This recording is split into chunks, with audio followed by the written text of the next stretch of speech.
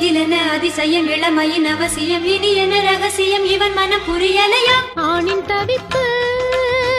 அடங்கிவிடும் பெண்ணின் தவிப்பு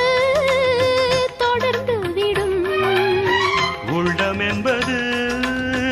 உள்ள வரைக்கும் இன்ப துன்பம் எல்லாமே இருவருக்கும்